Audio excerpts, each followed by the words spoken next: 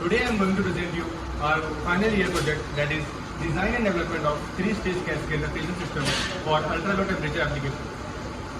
In normal days, the refrigeration cycle that we use is a single VCRS system, that is also called as vapor compression refrigeration system.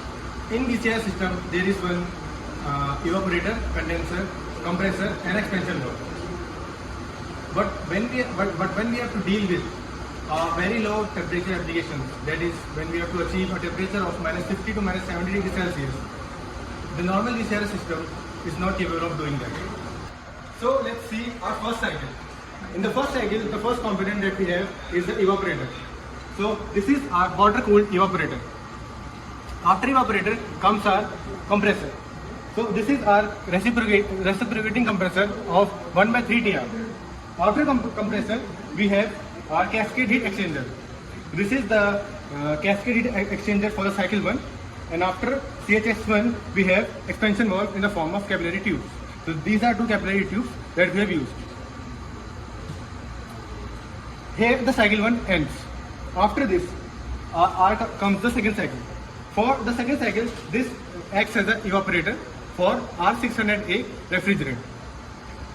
After cascade heat exchanger, we have compressor number 2, that is this compressor. This is also a reciprocating compressor of 1/3 TR.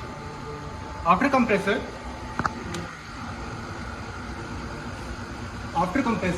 we have a cascade heat exchanger.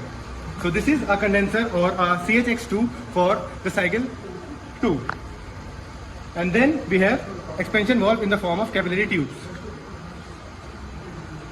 Also we can see that all the description of a capillary tubes are shown over here.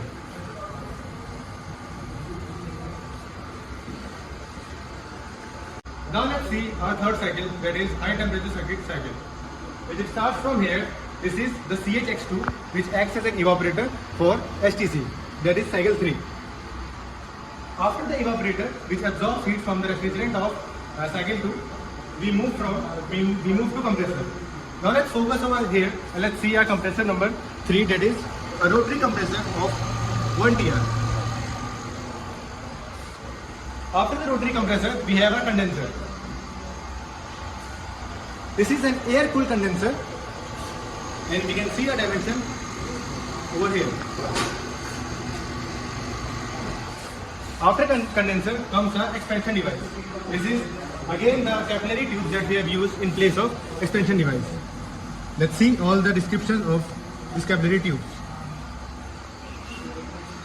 I would explain rest of the components which we call as our auxiliary components, which do not play the main role, but it would help to us to cross check our readings which are coming in this digital meter. So now let's see the first LTC auxiliary components. This is our LP-HP cutout, which is known as the low pressure and high pressure cutout. Besides this, there are two suction pressures of R290, which is our LTC, and LP-HP cutout just helps us to determine the low pressure. If it cutout automatically trips the system if the pressure is too low, and it also cuts the system if it is very high pressure at the outlet of the compressor.